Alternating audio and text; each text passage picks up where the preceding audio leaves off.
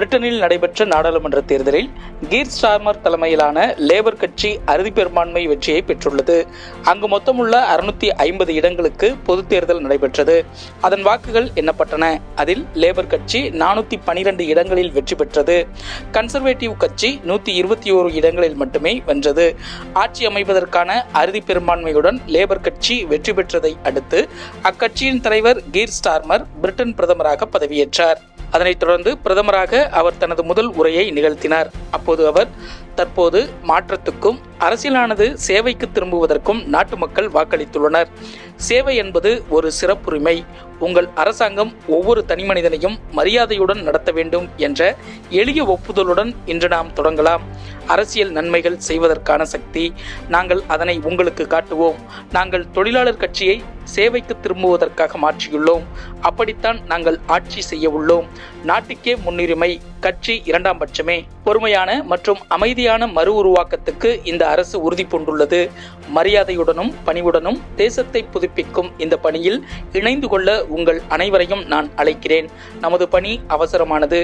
அதனை நாம் இன்றே தொடங்குவோம் என்று கீர் ஸ்டார்மர் பேசினார். கடந்த 2005ஆம் ஆண்டு நடந்த தேர்தலில் லேபர் கட்சி வெற்றி பெற்றது. அப்போது கார்டன் பிரவுன் பிரதமராக இருந்தார். 2010 தேர்தலில் அக்கட்சி தோல்வியடைந்தது.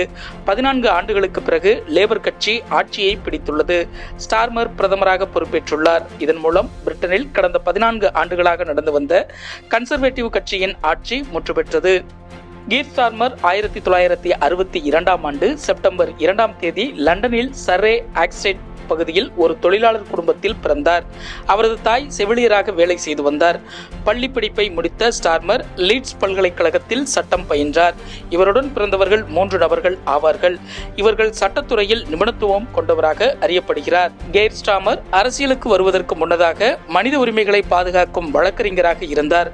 டோனி பிளேயர் பிரதமராக இருந்தபோது பிரிட்டன் அரசு ஈராக் மீது படையெடுத்த நிலையில் அதை மிக கடுமையாக எதிர்த்தவர்தான் இந்த ஸ்டார்மர் என்பது குறிப்பிடத்தக்கது. 2015 தான் இவர் தேர்தல் அரசியலுக்குள் நுழைந்தார். ஹோல்போர்ன் மற்றும் செயின்ட் பான்கிராஸ் தொகுதியில் போட்டியிட்ட இவர் எம்பியாக தேர்வானார். இவரின் உழைப்பை அங்கீகரிக்கும் விதமாக உடனடியாக லேபர் கட்சியில் முக்கிய பதவிகள் கிடைத்தன.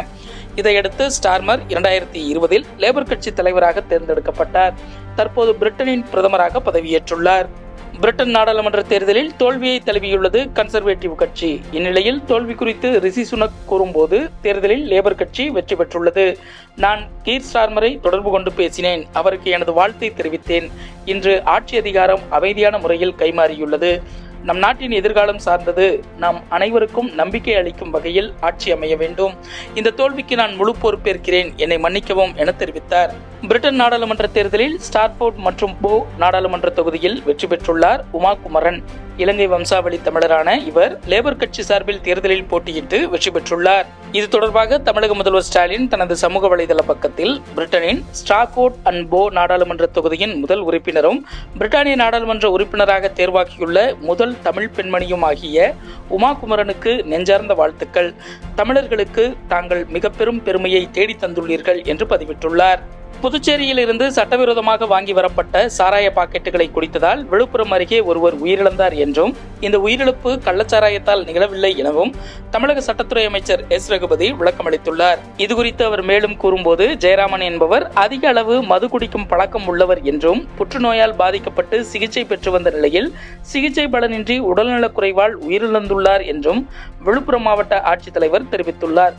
மேலும் புதுச்சேரியில் இருந்து சட்டவிரோதமாக சாராய பாக்கெட்டுகளை வாங்கி வந்த முருகன் என்பவர் மீது குற்றவழக்கு பதிவு செய்யப்பட்டு அவர் கைது செய்யப்பட்டுள்ளார். இதுதான் நடந்தது என்று அவர் கூறியுள்ளார். பாஜக அரசால் அமல்படுத்தப்பட்டுள்ள 3 புதிய குற்றவியல் சட்டங்களை எதிர்த்து சனிக்கிழமை திமுக சட்டத்துறை சார்பில் மாபெரும் உண்ணாவிரத அறப்போராட்டம் நடைபெறவிருப்பதாக திமுக சட்டத்துறை செயலாளர் NR இளங்கோ MP தெரிவித்துள்ளார். இதனிடையே அரசியலமைப்பு சட்டத்துக்கு எதிரான புதிய குற்றவியல் சட்டங்களை உடனடியாக திரும்பப் பெற வேண்டும் என்று நாம் தமிழர் கட்சியின் தலைமை ஒருங்கிணைப்பாளர் சீமான் வலியுறுத்தியுள்ளார். அண்ணாமலை பொறுப்புக்கு வந்த பிறகு தமிழகத்தில் பாஜக வளர்ந்திருப்பது போன்ற மாய தோற்றத்தை உருவாக்கி கொண்டிருக்கிறார் என அதிமுக பொதுச் செயலாளர் எடப்பாடி பழனிசாமி கருத்து தெரிவித்துள்ளார். இதற்கு பதிலடி கொடுத்துள்ள பாஜக மாநில தலைவர் அண்ணாமலை, அதிமுக கட்சி நன்றாக இருந்தாலும் கூட தலைவர்கள் சரியில்லை என்ற காரணத்துக்காக மக்கள் தண்டனை கொடுத்துள்ளனர். சட்டம் ஒழுங்கு கெட்டுப்போய் விட்டதால் விக்கிரவாண்டி இடைத்தேர்தலை புறக்கணிப்பதாக கூறுகிறார் எடப்பாடி பழனிசாமி. 2026 தமிழகத்தில் சட்டம் ஒழுங்கு கெட்டுப்போயிருக்கும், அப்போதும் அதிமுக சட்டமன்ற தேர்தலை புறக்கணிக்குமா என்று கேள்வி எழுப்பியுள்ளார். முதுநிலை நீட் தேர்வு ஆகஸ்ட் 11 நடைபெறும் என்று தேசிய தேர்வுகள் முகமை அறிவித்துள்ளது. இளநிலை நீட் தேர்வில் பல்வேறு முறைகேடுகள் நடந்ததாக குற்றச்சாட்டு எழுந்த நிலையில் 2 முறை முதுநிலை நீட் தேர்வு ஒத்திவைக்கப்பட்டது குறிப்பிடத்தக்கது. இந்த நிலையில் முதுநிலை நீட் தேர்வு ஆகஸ்ட் 11 2 ஷிப்டுகளில் நடைபெற உள்ளது. சமூக நீதிக்கு துரோகம் இழைப்பவர்களுக்கு பாடம் புகட்ட இந்தியா கூட்டணி வேட்பாளர் அன்னியூர் சிவாவுக்கு வாக்களியுங்கள் என்று விக்கிரவாண்டி தொகுதி வாக்காளர்களுக்கு முதல்வர் ஸ்டாலின் வேண்டுகோள் விடுத்துள்ளார். மேலும் அவர் சமூக நீதிக்கு எதிரான பாஜக கூட்டணியை தோற்கடிப்பது மூலமாக சமூக நீதிக்கு துரோகம் இழைப்பவர்களுக்கு தக்க பாடம் புகட்டுங்கள் என்று கேட்டுக்கொள்கிறேன் என கூறியுள்ளார். அதேவேளையில் சமூக நீதிக்கு துரோகம் இழைப்பவர்கள் யார் என்பதை மக்கள் புரிந்து கொள்ள சில உண்மைகள் என 10 கருத்துக்களை முன்வைத்து தமிழக முதல்வர் ஸ்டாலினின் சமூக வலைதள பதிவுக்கு பதிலடி கொடுத்துள்ளார் பாமக தலைவர் அன்புமணி ராமதாஸ். அதில் அவர் வன்னியர்களுக்கு இடஒதுக்கீடு வழங்கக்கூடாது, அந்த இடஒதுக்கீட்டை நீக்காமல் ஓயமாட்டோம் என்று கூட்டம் நடத்தி முழக்கமிட்டது எந்த சமூகம்? அந்த கூட்டத்தின் சிறப்பு விருந்தினராக கலந்து கொண்ட மருத்துவர் ஜெயராஜ மூர்த்தி யாருடைய மைத்துனர் என்றெல்லாம் கேள்விகளை எழுப்பியுள்ளார். பகுஜன் சமாஜ் கட்சியின் மாநில தலைவர் ஆம்ஸ்ட்ராங் சென்னை பெரம்பூரில் வசித்து வந்தார். வெள்ளிக்கிழமை அவர் வழக்கம்போல் வீட்டில் இருந்தபோது இருசக்கர வாகனத்தில் அங்கு வந்த 6 பேர் கொண்ட மர்ம கும்பல் அவர் மீது அருவாளால் சரமாரியாக வெட்டி தாக்குதல் நடத்தியுள்ளது. இந்த தாக்குதலில் படுகாயமடைந்த ஆம்ஸ்ட்ராங்கை மீட்ட அக்கம்பக்கத்தினர் உடனடியாக காவல்துறைக்கு தகவல் கொடுத்துள்ளனர். சம்பவ இடத்துக்கு வந்த பெரம்பூர் மற்றும் செம்பியம் போலீசார் ஆம்ஸ்ட்ராங்கை மீட்டு கிரீம் சாலையில் உள்ள தனியார் மருத்துவமனையில் சிகிச்சைக்காக அனுமதித்தனர்.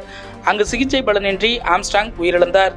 இந்த கொலை சம்பவம் குறித்து வழக்கு பதிவு செய்துள்ள போலீசார் தனிப்படை அமைத்து குற்றவாளிகளை தேடி வருகின்றனர். மேலும் சம்பவ இடத்தில் கைப்பற்றப்பட்ட சிசிடிவி காட்சிகளை சேகரித்தும் போலீசார் விசாரணையை தீவிரப்படுத்தியுள்ளனர்.